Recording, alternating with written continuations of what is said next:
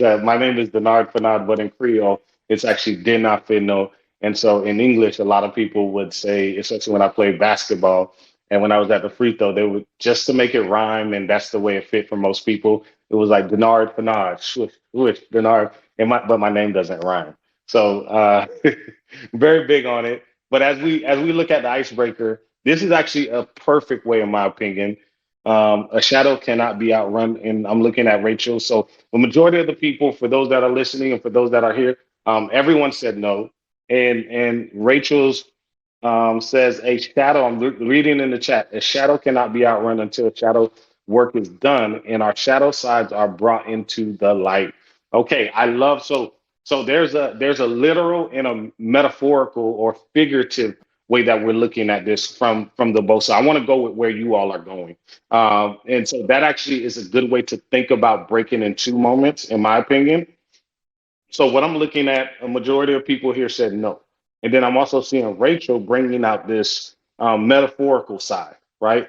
And what I would suggest is that our shadow does represent parts of ourselves that we try to hide or deny, right? And then when we're faced with a conflict, we're often forced or we often have to make a choice. Either you try to outrun your shadow or we can face it head on, basically.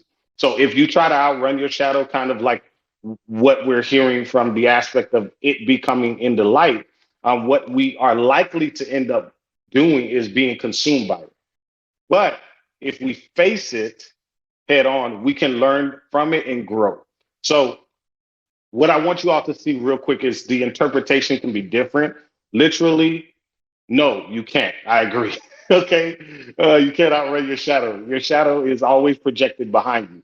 And it will always move at the same speed as you do, right? So no matter how fast you run, your shadow will always basically, sorry, I have my and so your shadow will always outrun you, or excuse me, not outrun you, but will always be right by you. So that's what I want to say here. And then the other thing is figuratively, yes, you can outrun your shadow, right? And that all depends on if your shadow represents your past, your fears, your regrets. See, if you're able to face these things head on and overcome them, then you can outrun your shadow. So this figurative interpretation of the question is actually more common. And that's also what I'm going to suggest today. And it's often expressed in the possibility of overcoming challenges. If you all know that I'm also my Christian worldview, it also suggests that we are overcomers. I believe it from the biblical perspective. And even though there are limitations, we may not be able to outrun our shadow literally, but we can outrun it figuratively by facing our fears and working to improve ourselves. So let me give you, I'm very big on self-regulation, but also on common phrases, right? So if we were to use it by saying, can you outrun it in everyday language? Let me give it to you in this sense. So I shared previously, believe it or not, Denard at one point in time was afraid of public speaking. So to suggest that I was finally able to start to outrun my shadow, I would say essentially that I'm no longer afraid of public speaking, right? And so another example I would give, let's see, as I'm thinking off the top of my head. Oh yeah, Denard is fully persuaded, do now convinced that there's some things that I can do, which is outrun my shadow. So in one of my journeys and my stories, I told you about the message is not always found in the end. It's actually found in the beginning. And the message I had, which helped me to outcome and outrun a transition, was you've come too far to give up now, right? And so that's also one of the ways that we outrun our shadows. But there's also points in times where we vacillate, indecisiveness, and there's uncertainty, and we're not sure. So I would say moments when you're not sure if you can outrun your shadow would also be language such as, but I'm going to try my best. And I believe, and I want to put a emphasis on what I'm about to say here because I lived it, I experienced it, and I believe we've accepted the mantra of Nike where just do it. I believe the word, and this comes from David Eggleston, a premier photographer, The word try exists in word, but not concept. It's either do or not do. And so that's where we're going to start landing in today's masterclass today. We're going to explore how to identify your breaking two moment in your story and how to use it to create this powerful, meaningful story where you use that decision that marked the turning point that actually left the old way of thinking and the old way of living behind and embarked a new pathway. And we know even science has actually proven that there's ways that we can neurologically, neuroplasticity, create new pathways, set new courses for the rest of your narrative, for the rest of your life, for the rest of your journey. So now that we've defined breaking in two moments, let's take a look at some examples from different mediums like artists, authors, because this is very common, believe it or not. And you've probably bought into others breaking into story more than you bought into yours. And I believe we have to buy into ours before we're sold out for anyone else's. Right. So let's look at so when I think about this, I'm thinking about, for example, um, let me see, the Odyssey, right? Or not. Let me go to another example actually, because this is easier. Frodo's dilemma in the Lord of the Rings, right? There's a decision that needs to be made, right? And or Hunger Games, right? Katniss has to make this courageous decision in Hunger Games. And for me, one of the easiest examples is The Matrix. This is an iconic film. Or if you're questioning where I'm going, think about the pivotal decision for Neo between the red and the blue pill, right? Or if you want to use Dark Knight, or Shawshank Redemption. I'm just going through things off the top of my head, but you can see the gist, right? This is a common plot structure in a lot of like hero stories or love stories, and that's where you see this spotlight for transformative choices. Or even if you let's use um, Vincent Van Gogh's Starry Night. If you know the backstory of it, you know that this is an emotional turning point, right? And you also know it is, and you know my background. I'm very big on like songs that give hope, but also talk about the struggle. Leonard Cohen's Hallelujah. Or you can talk about if you want to go deep, you go to Bridge Over Troubled Water. These are essential, pivotal life decisions, right? And this is what creates the motif behind your story. This is what really helps you. But I believe we allow it to happen to us without actually interacting with it. So my goal today is to make sure that we reflect and we live it out and we start to actually notice how these break in two moments from different parts and times in our lives actually helps us to get a better sense of the strength behind our story, but the strength from within, right? So, and just where we're going to right now, I'm going to share as I model, and most importantly, what I'm asking you all, I'll share my own personal story. You've heard it up to this point. I'll share it in the context of how I wrote it down into my breaking into moment. And then I'll invite you all to share your own story. So listen, Andrea, Ronald, Rachel, I'm giving you time to think about your own breaking into moment. And remember, I'm telling you, this is not the denouement. This is actually the moment where you are at this point where you have to make a decision. It's a turning point. You have to make a decision. And let me see. Yeah, modern day Peter Pan. So I'm taking a look at the chat. Ooh, we can talk about. Wait, I'm gonna get to that in the end. I want to go back to Peter Pan in the end because that's a great example. I didn't even think about that. Let's see. You just ordered a shadow book. Elisa says I just ordered a shadow book, the journal the other day. Andrea says my turning point was literally last night. Oh, okay. So write it down because I want to get to that. And we're at 7:15 p.m. Eastern my time. So what we're going to do, I'm going to just give me about 5 minutes. I'm going to share. And you've heard examples that I shared about different mediums of breaking into moments. And then I want you all to think about your own, okay? And you see Elisa just dropped in the chat a journal for shadow work. And that's actually spot on with what we're talking about today. It definitely highlights our icebreaker. So I believe the Holy Spirit is moving right now. So let me share just generally what my story is. You all know my background. I was born in Fort Pierce, Florida, into a Haitian household, right? So I'm of Haitian descent.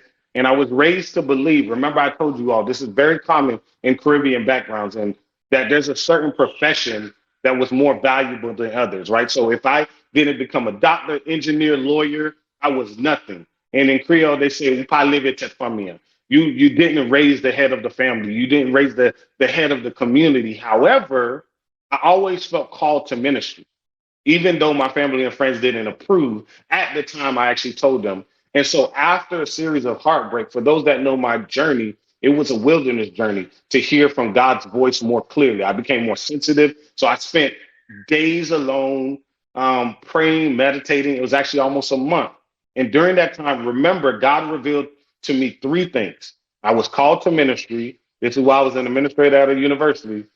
Delayed obedience is disobedience. And he also exclaimed and made very clear who my future wife was, and that she told me he told her that I was her future husband. So I returned home with this renewed sense of purpose, and I knew I was meant to be in ministry. So I was determined to follow God's calling. However, you also remember my journey wasn't easy because when I experienced heartbreak and pain, which was the end of a 4-year relationship, I felt lost and alone. And even though, let me be very clear with you all. In 2008, I even thought about ending my life. I made an attempt to end my life. And remember, that one night I was actually driving from home and going actually home from work, but I decided to not go home. And that's the day I actually felt very down. I couldn't shake it. And I was thinking about all the pain I had been through. I felt like I couldn't take it anymore. Remember, I started to believe the lies that no one would understand, no one would care. And that's when I pulled over to the side of the road and I just started to cry. Remember, I was sitting there in this complete darkness, but I felt the presence of the Lord next to me. And remember, that's when I heard God saying, "I'm here with you. You're not alone." So that's how I know there the lie of loneliness. I can feel that way, but I know now with my journey that I still have purpose and I had this sense of peace during that time because I knew God was with me. Right. So I went from this relationship where people told me about God to I had my own experience and that I knew I was going to get through it. So I got back in my car, felt this sense of renewed experience and hope. And that was my breaking into moment in my story. It was the moment when I realized that my pain had purpose. And Beth has been here. And essentially, that's when my one liner came true. That's when I realized that God used my misery and turned it into ministry.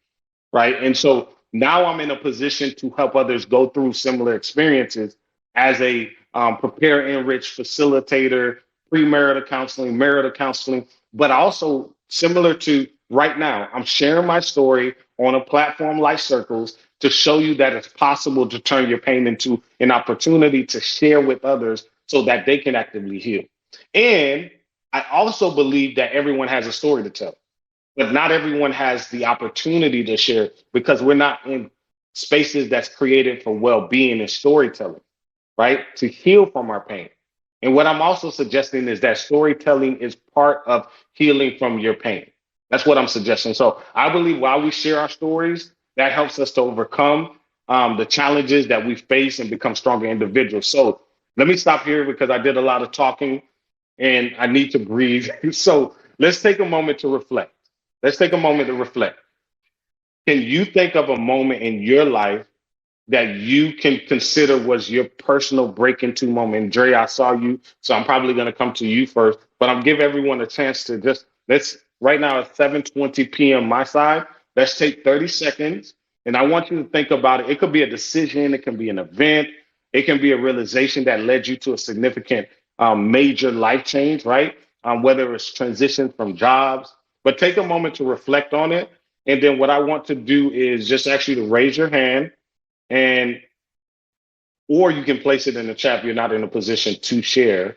But we're going to start with Drea, if you're comfortable sharing, because it's most recent. So that means what I'm also hoping is that it's vulnerable, raw, honest in that space. So that's also something I'm going to ask you all to consider is be as specific as possible as you can. And afterwards, as you're being specific, open, honest, and don't be afraid to share your struggles and challenges here. Because what I will tell you all is that if we were perfect, we wouldn't be here. Right. So Again, think about a moment when you were like at a crossroad in your life, but you had to make a choice that would basically make a major impact on your future.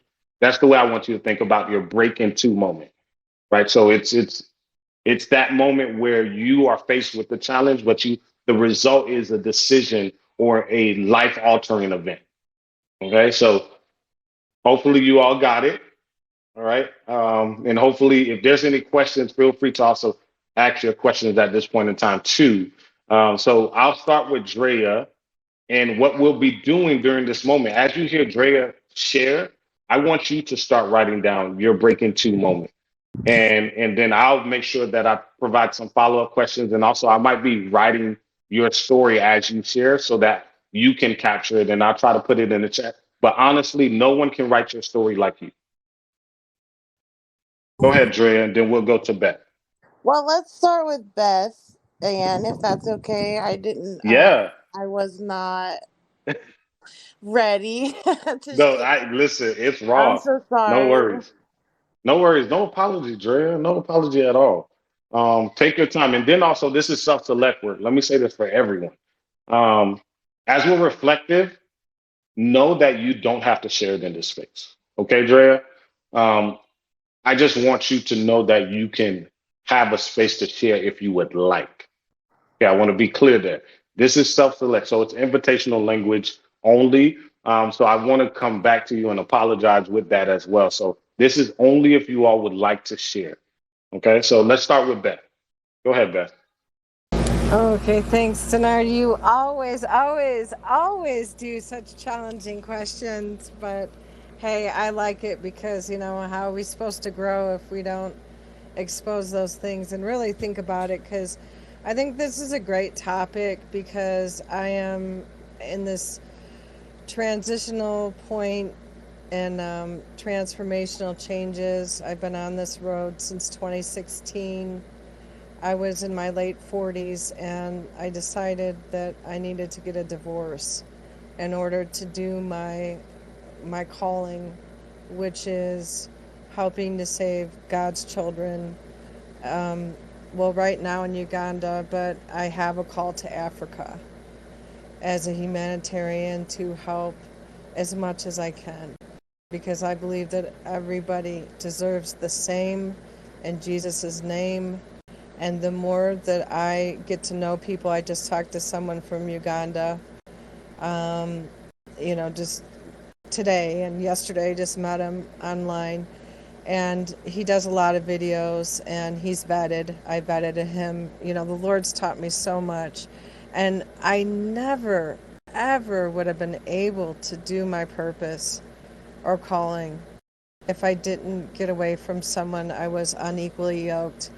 Was I scared? Absolutely. Was I traumatized? Absolutely. Was I ready to go insane? Absolutely. And I had so many health issues from that traumatic, marriage that kept going on, and it was just getting worse and worse. And my mind was completely filed down by the time I had the courage to leave in 2019. As he cleared the account and I literally had to start over. I sometimes I can't believe the person that I'm turning into these days because I've been through so much trauma my whole life. And I decided, instead of being angry, I decided that I'm going to be better, not bitter. I decided I was going to forgive, and I was going to use these as opportunities to find out what my personal strengths are and to reflect the things inside my own heart where I need healing the most. I decided to learn about what my why is and to make sure that I continually examine my own heart so I can add value to other people's lives in the here and now on a continual basis. I realized that I have been granted a second chance at life, and how precious and how fragile life is, and how important that if I don't get up and I don't do this calling, there's not another one of me. If I don't take a chance and go for that job, that online job, which I'm really scared of because there's a lot of scamming, but I will get the right one because I trust not only believe and believe in myself, that through all these different reference points I have, that I was able to survive and thrive in a situation where a lot typically may have given up and possibly died on the inside.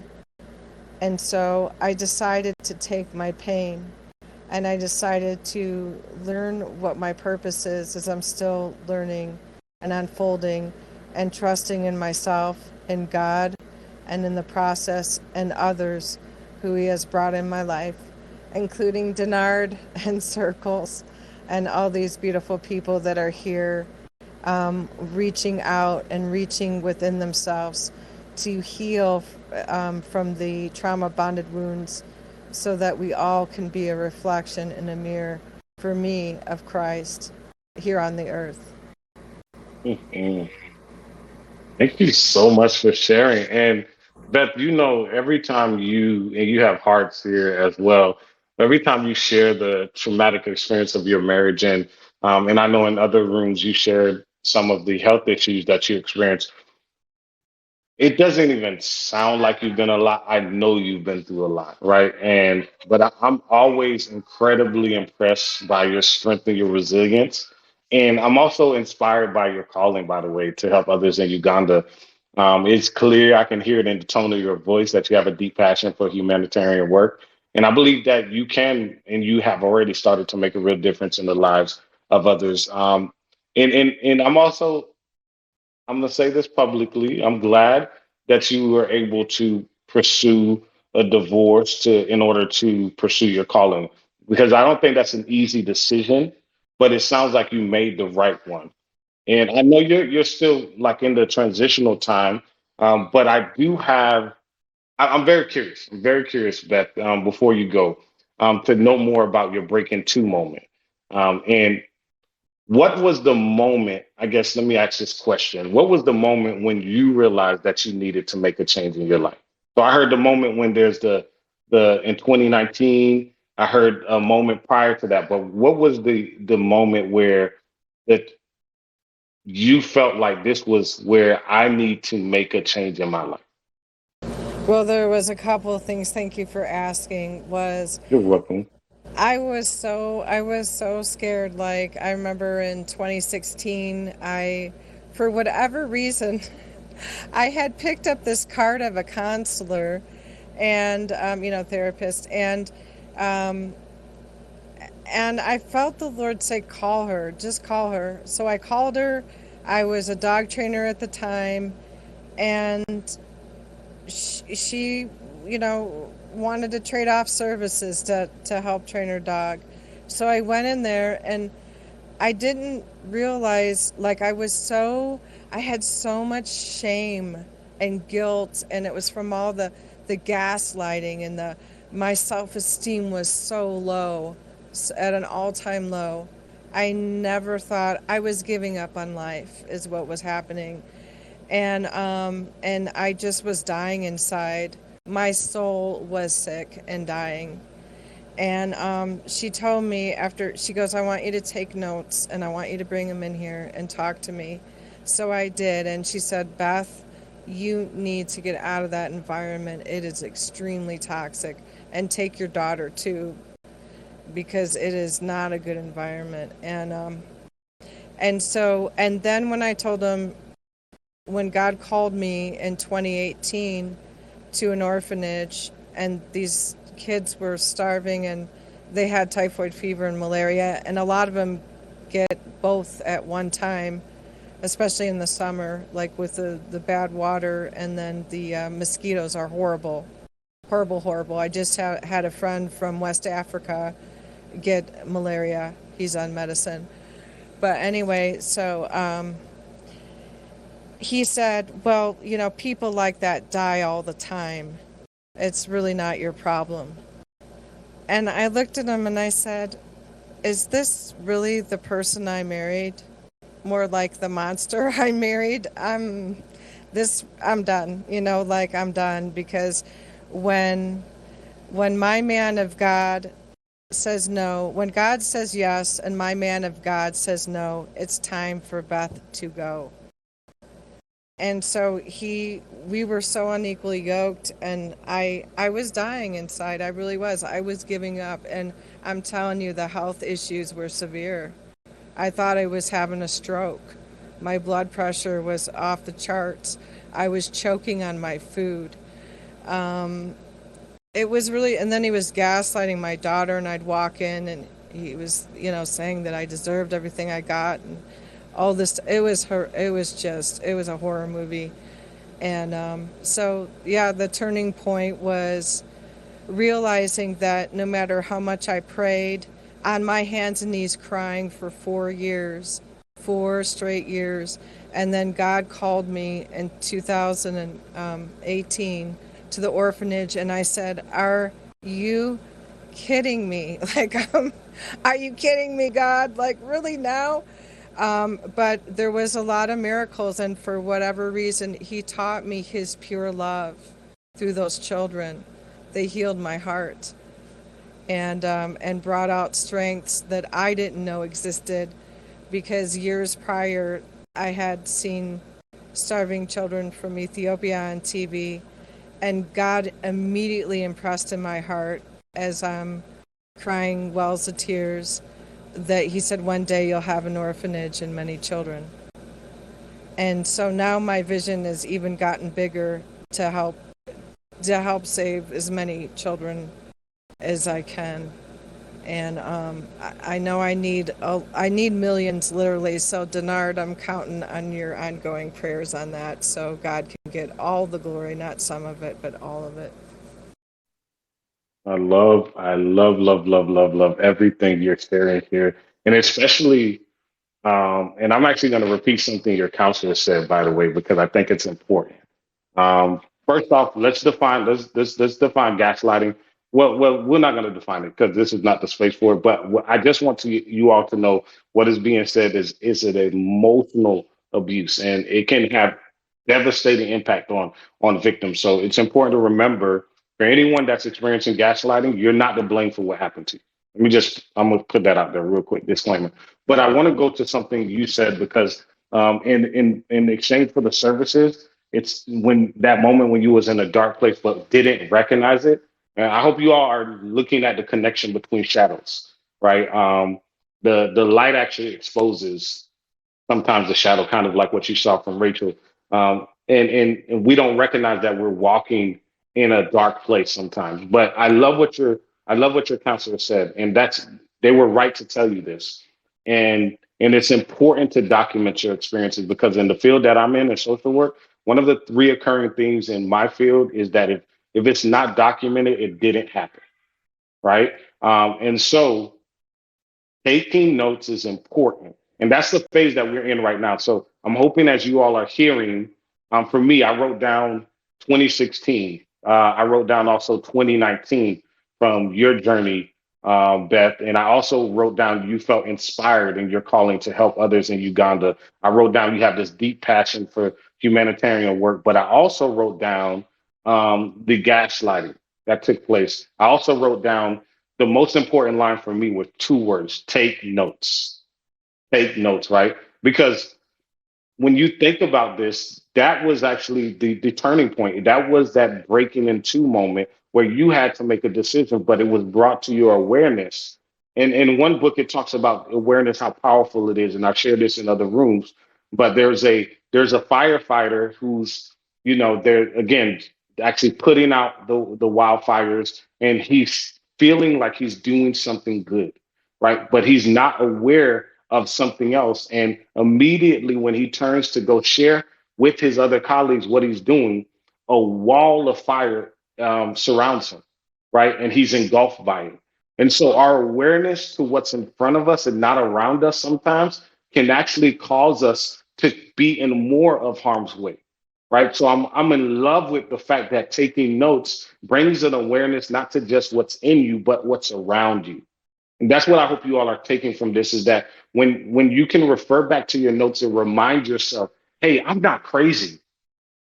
No, no, no, no, no, no, no. And you got to remember the line that Beth said. That's you were dying on the inside. Your soul was sick,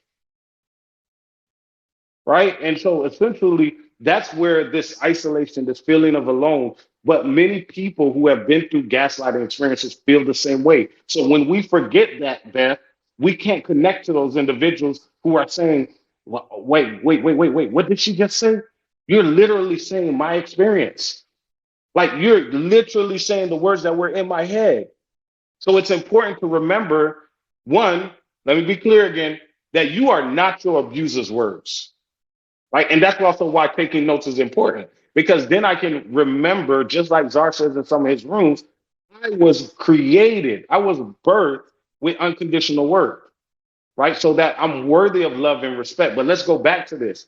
We have to take notes because the thing with human memory, we can even make the bad things seem good. So if we're not healing, we're hurting, and then we get comfortable with the hurt. So much so we reside in that darkness and we can actually start to actively heal to actually speak with such strength and resilience. So I want you to know, Beth, not only are moving in a positive direction, but I believe you're taking the right steps in the right direction. So keep going, sister. And you deserve to live a happy and healthy life. And I believe that's also what the Bible is calling us to.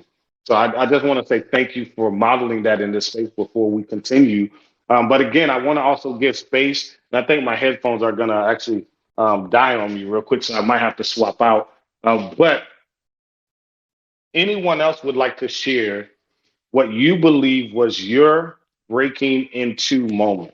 Again, that can be a aha moment, a moment of clarity, and I'm using clarity for a reason because I'm building off what Beth said. Sometimes we can actually be in a dark place and not recognize it. And it can take a perfect stranger, a counselor, a therapist, and just quick tangent. That's one of the purposes of going to therapy is so that you can hear yourself speak for the first time, right? Because you've been in situations where you hear all the overcritical voices, even your own, right? And so someone can help you to reframe what you're hearing in a more positive light so that you can actually start to see the light and not actually try to remain in that shadow. We can outrun our shadows. We can outrun our shadows, whatever those are, your fears, your challenges. So, who else would like to share? And this is where we're at today, you all. Andrea, I agree. I see in the chat, no, it's not okay. And for those that are listening, we are again talking about turning points in your journey from pain into purpose, but making sure we remember the turning point and not disregard the purpose because we're too focused on the pain, right? And it's understandable sometimes not to want to relive the pain of yesterday as if it is today. But I want to encourage you just for a moment to consider maybe one reason why we're still living in the pain is because we forgot to take notes. All right. So let me see if I have a hand of someone else that would like to share. And I do see my brother James. Go ahead, brother. Hey, boss. So, I think one of my turning points was so I won't share my whole story, but you know my story ish to an extent. But I just shared the basis of it.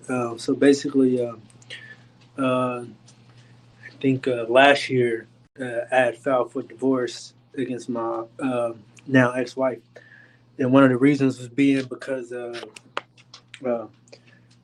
uh, things got so bad that her daughter ended up telling me to divorce her mom.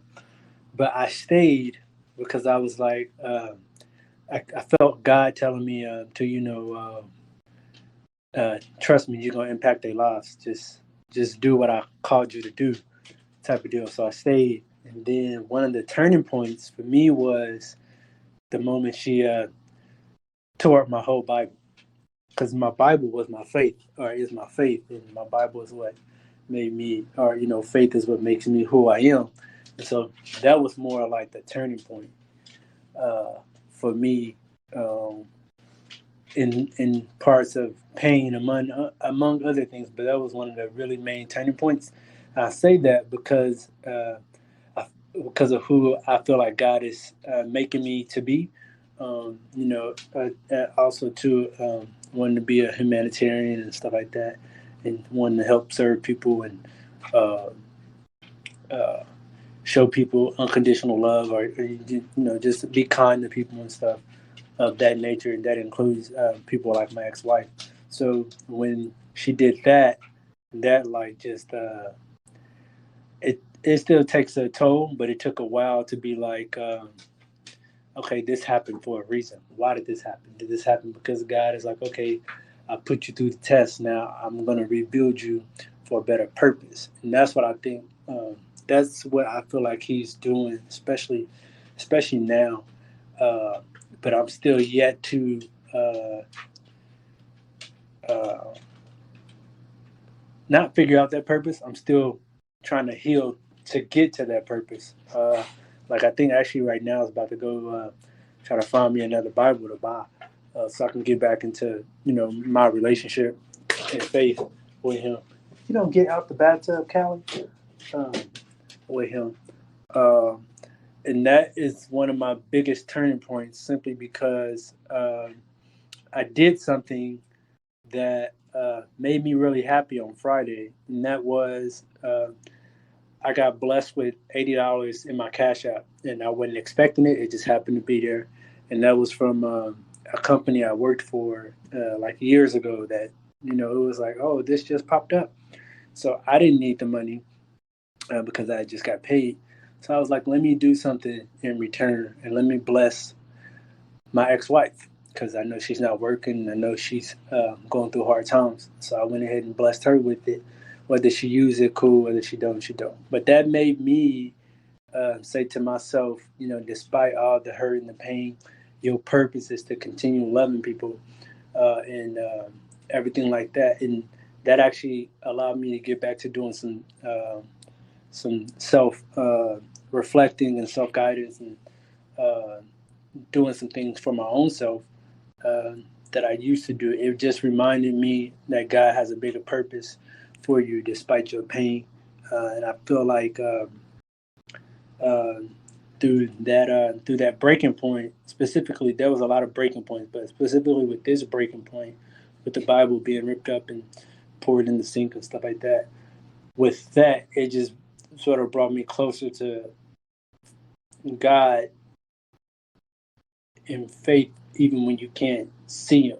You can hear Him or you can feel Him, type of deal. And I feel like now, going forward, uh, I can continue to build that faith and build that trust, and uh, continue to try to love people the way that I know God loves me.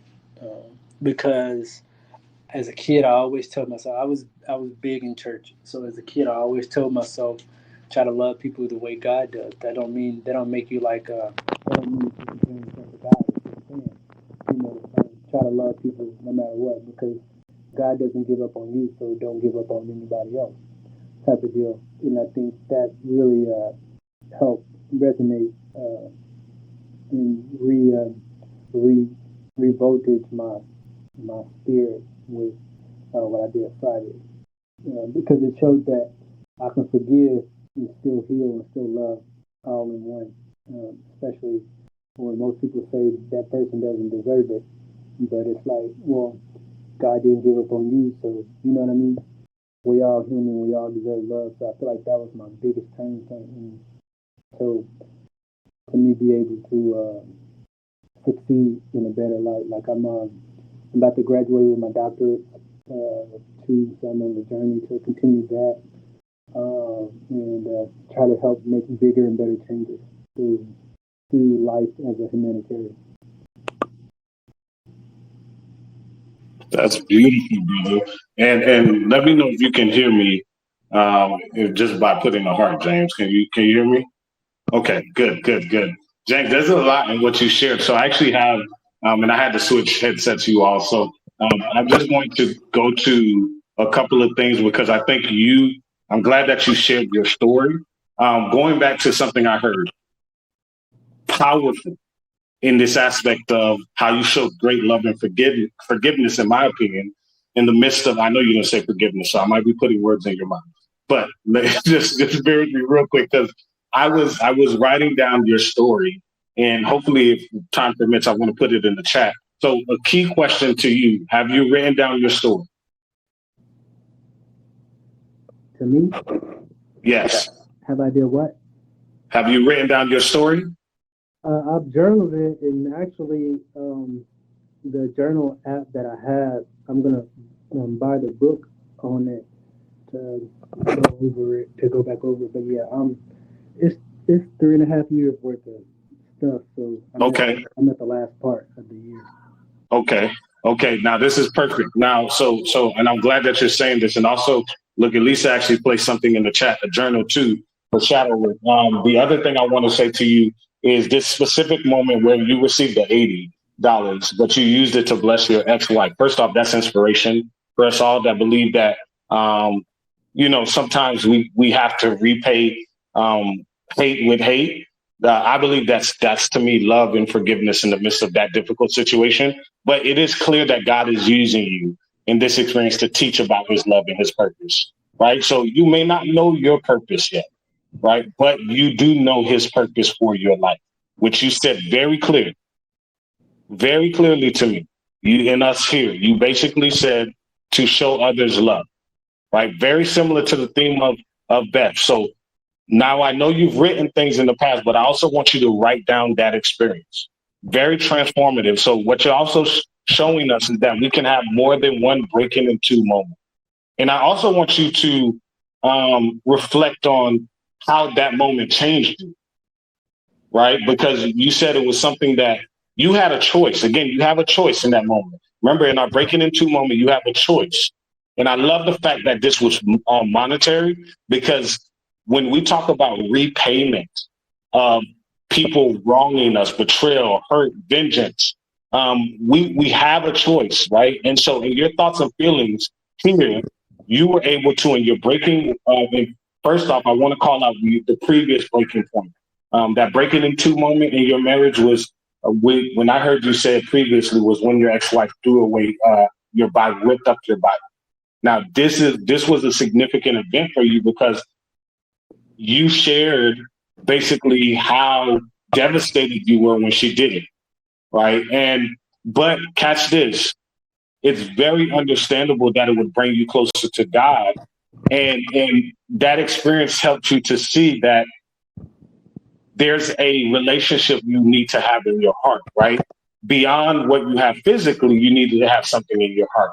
So that's why that's a breaking in two moment, because in that moment, you could have been so concerned and consumed by the materialistic thing, right? And not necessarily, I'm not devaluing the Bible, you all. What I'm trying to say is, in this interest of hearing more about James' journey, his experience changed his faith, right? It increased it. So when you're writing that down, I want you to remember that, because when you're talking about, because this is your belief, is that God is allowing you to continue to love people, right? I want to encourage you to continue following that. But what I also want to say to you is what you're teaching us when you write this down. There are many different ways to love people, through monetary, through not repaying them the way they did you. But also I heard you say too, is that you started to be able to do things you love, right? So we can also make a decision to learn to love ourselves, right? Not just others, but love ourselves. And that also is a key, by the way, James, to finding your purpose, right? You can't love others if you don't love yourself, right? And so that's essentially what God died for. So you can make a choice to love him because you know he loves you, right? So I want you to know that you gave us a framework, and it's an inspiration, building on Beth, right? This theme that I'm called to help others is great love and forgiveness comes from yours in the midst of a difficult situation. But as you write it down, I want you to also reflect that this recent moment was a breaking two moment too, because you had a decision to make. You could have used it to continue to love on yourself, but you used it as an act of great love and forgiveness, which then aligned with your purpose, which is to show people love despite how they treat you. All right. So thank you for sharing that. Thank you for sharing that. And I know we're almost getting to our time, but I also want to turn to give space, and again, it's invitational language. Drea or Janet, I see you placed in the chat, Janet. The anger left and forgiveness came April 1st when my mother passed. I don't know if you would like to share more here, but I don't think Janet's still here. Or if Drea, if you would like to share a little bit more about your journey too. And I think Drea left as well. So this is what we're going to do. Let's take a minute. Let's take a minute in this moment because I want to make sure you all are writing your story. Write your story of the moment where, just like you heard, it could be a challenge that you're facing. It could be how you overcame that challenge, right? Or it can be the decision or the event that changed your life, right? Now, the thing that I want us to leave with now, right, is what advice, this is a question for us all. What advice would you give to someone who is going through a break into moment, right? So a moment, again, the break into moments, for those that are just joining, we're saying this is the turning point. This is the turning point where you and your conflict has reached the highest height and you're forced to make a decision, right? This is the turning point. So this is your break into moment. We talked about shadows early on, and those shadows can be things that literally you can't outrun, but figuratively you can. Whether you're facing challenges head on, your fears, whether you're working to improve yourself. And then I'm going to take Beth and Adrian in regards to our question. What advice would you give to someone? What advice would you give to someone who is going through a break into moment? Go ahead, Beth, and then we'll take Adrian. Okay, so when you know it's over, it's over. And I think a while before that, when things are extremely toxic and you're being so gaslit that you have doubted yourself so much and totally abandoned your own self-worth and question how anyone could ever even love you, and if you had the value that you believe deep down inside that that you do have, and that you have this self-respect, but you feel like you've been violated on every single level, is the biggest thing I would say. Don't fight for things you can't change, number one. Number two, conserve your energy, and the biggest thing that you need to do is make your escape plan. And and then seek outside help, seek counseling and resources for that type of help, and get into support groups. And the biggest thing I would say that really drained all my energy was trying to prove that I loved this person, when in my actions I had shown him all those years, and he gaslit me so much that it would begin to make me angry as I doubted myself and sat in my room and cried and just was like, am I this terrible person? Am I really causing all these things? I'm telling him I love him, I'm showing him, and yet he's gaslighting me and making me feel like I have to prove myself, and he doesn't hear me. He does not ever hear me. So once you get to that level, when you know it's over, don't fight battles that you don't have the strength to fight, because if there was no change, like for me, I prayed and prayed and prayed. I rebuked the devil. I did everything under the sun. And at the end of the day, it's a person's choice and their willingness to fully admit that they're wrong. They make mistakes. We're all human. And for us as Christians, and for me as a Christian, it's about the whole point of the cross is saying that, yeah, I'm a sinner. I'm capable of sin, and I need forgiveness, and I need those transformational changes every single moment of my life. And and truly being sorry for something is changing direction. And that's what the point of Christ is. And he said he was a Christian, so that's why I held on so long, was because I thought he would choose that.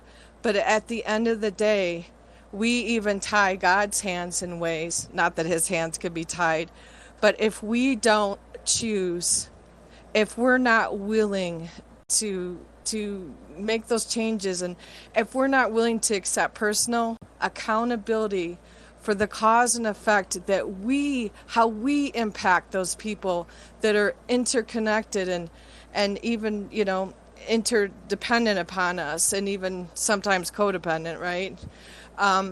Is that we have to realize that it's a really important to own up to our responsibility. And so that's what I did. I decided, you know what, I'm owning up to all of it after the divorce. And God gave me a couple big gifts. And one of them was I was able to list myself as single in the state of Arizona as if I was never married. And that was a celebration for me. Powerful, powerful, Beth. And I hope you see you're actually already blessing individuals here. Mandy, we want to give you a shout out, and I pray that you have heard all the words from Beth. I have nothing to add to that, but I just placed what I could capture in the chat. So we're building our framework, and I'm going to call it a Beth and, meaning the and means you. Okay, this is our framework for today of breaking in two. And the difference is we tend to, from relationships, we break into pieces. But what my hope is, what you hopefully receive in the literal sense, you might be breaking into pieces. Your heart might be broken. But my hope is that you will leave here today breaking into peace. Peace. And that's what I hope that you can receive. Adrian, what are your thoughts on the advice that we would give to someone? Well, I've been listening, and I feel that for me, I was forced to find my purpose. I lost my husband in 2021, and I've never been alone. And I've seen a pattern of since I was 14, I lost my dad. So it was very, very painful. I never experienced so much pain in my life. So it was in my heartbrokenness that I surrendered to God, and it was so painful because I know I couldn't see what his plans were for me, or what was his purpose for me, because I know his understandings are not my understandings. But it just took a lot of praying and reading the Bible that I stopped with the guilt, and I stopped blaming myself, and I just surrendered to God, and I knew that God would never leave me alone, that I wasn't alone. And so I realized that as I lost my husband, but in the physical, not the spiritual. So as he was transitioning, I also was changing, because I also felt a part of me died, and I was becoming a new person, the person that God wants me to be. And so I started, just having more love for myself and grace, instead of just, hating myself or blaming myself, or why didn't I do this? Why didn't I do that? I just started having more grace and love for myself and love for others. And I am just so grateful that I am a second grade teacher. So I know that's one of my purposes, to love the children, to love my students, and to help them navigate through life, which is very, very challenging, especially when there's so many people, so many children that are experiencing the death of a loved one. So, and to conclude, is just like, instead of saying why God, because I've always asked God why, I was praying, I always prayed, but I guess to say Christian, because I always said I believed in God, but I wasn't doing any actions. You know, it was just by word of mouth, by my mouth. So God really forced me to do more action than just to say, you know, I believe in God. And that was my breaking moment when I lost my husband. And I don't ask why did you take my husband? You know, I just say, what do you want me to do, Lord?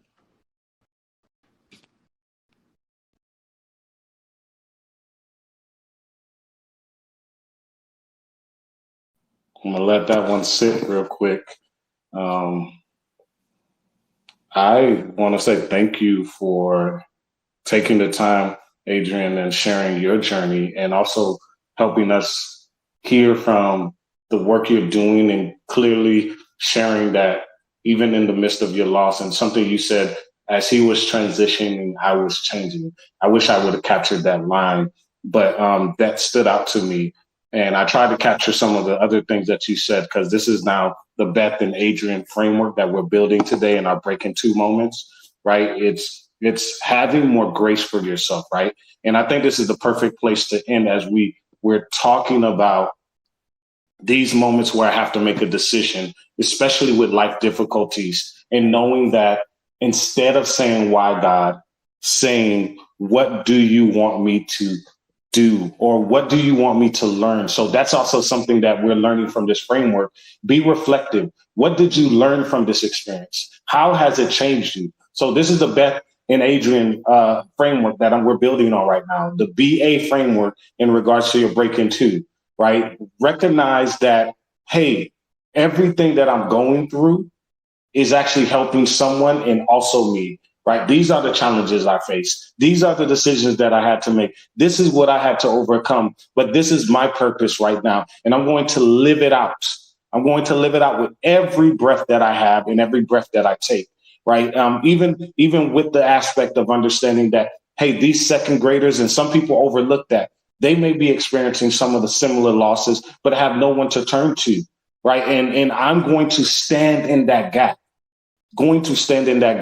And I love, as we're closing out here, I know we're at time, everyone, but I just hope that you all are hearing the beauty of everyone's journey in the midst of pain.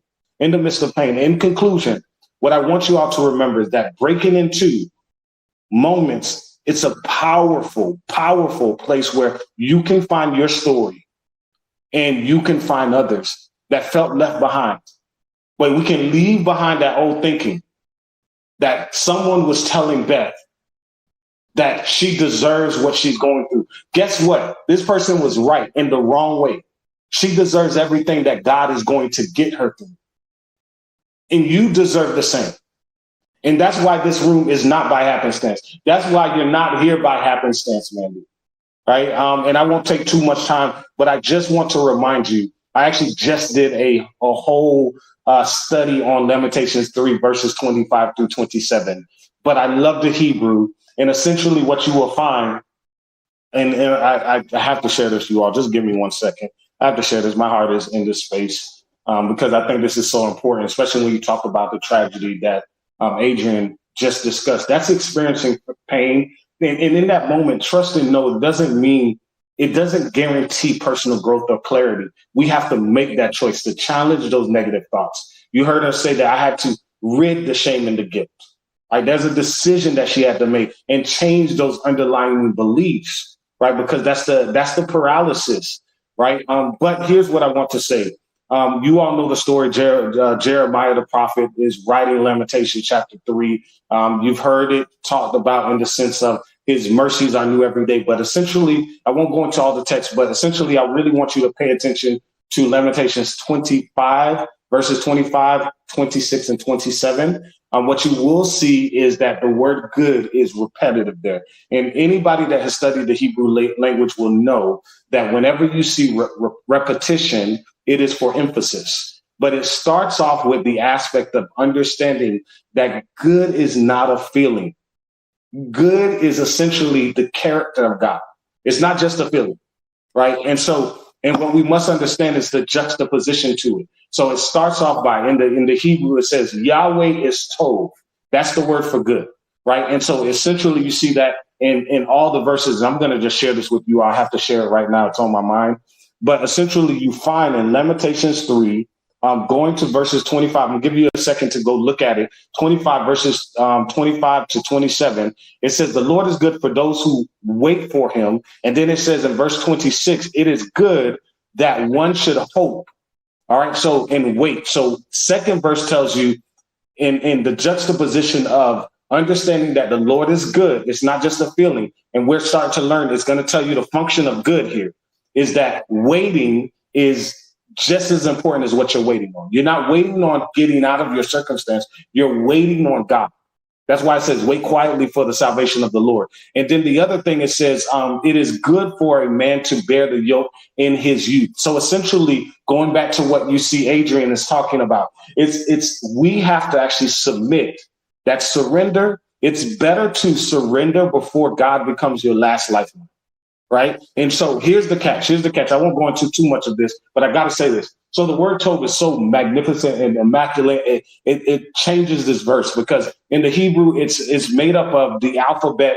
You have basically I won't go too much into this, but I have to say this to you all. But you have the aspect of three words, three alphabet letters that's there. And the first alphabet, and remember, it's written we read from left to right, but from right to left, right? The first one actually can be denoted in the sense of like a basket, a snake, or surround.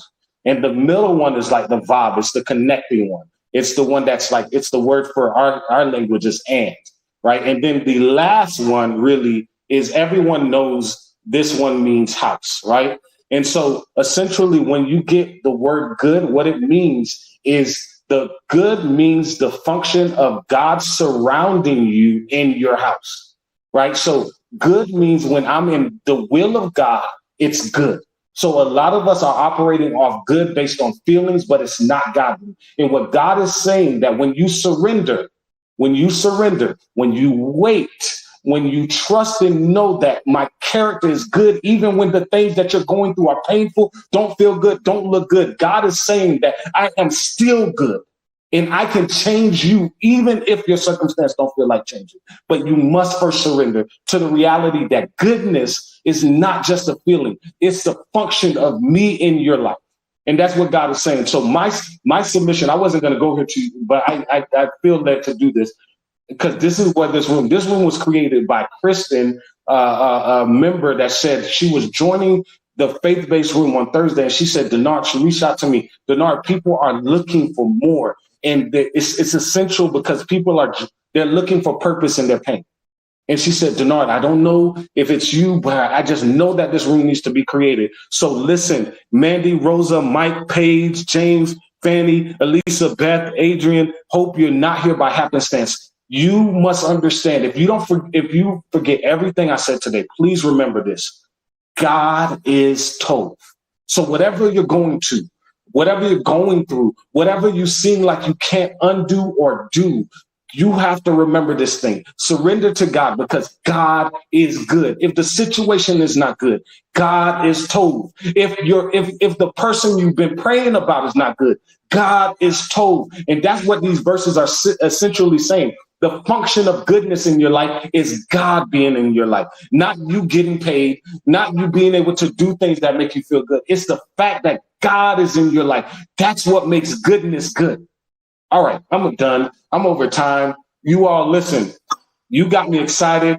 I want to continue to do this storytelling. Listen, the next series will be, I'm going to bring people where you actually get to hear about God's goodness. People that have and you all will be sharing too, but I'm going to bring some of my colleagues that have actually gone through grief, that have gone through loss, that are now building organizations on the fact of their loss, where God took their misery and birthed ministry, where they're now being social entrepreneurs, where they're also being advocates for others that do not have a voice. And my hope is that you will recognize through their story that not only are you not alone, but you have purpose. You have purpose in your pain. So stay the course, stay tuned. Shout out to Circles, shout out to you. But remember that there is purpose in your pain and that ultimately God is Tov. Blessings, you all, and we'll see you next Sunday. We'll have our first storyteller And please share with others, because I look forward to you all being able to share as well. Bye, everyone. Church do you preach at, and is it online? I want to see. Stop it, Beth. Stop it. No, I'm focused right now. We are talking in the message. I want to know. Oh my goodness. No, this is my message right here. I'm just focused right now on building out my time with you all in circles. I stopped preaching circuits, but this is where I believe that God is calling me right now to help people through these journeys. Yeah, thank you. That was life-changing today. Thank you. Very powerful. Praise God. Praise God. Thank you, Beth, for always being you. Bye, everyone. Blessings, and shout out to Circles again, because I really believe this space is for this, you all. Have a great one. God bless. God bless, Hope. That was Hope. Yeah, that was Hope. Okay. Bye-bye.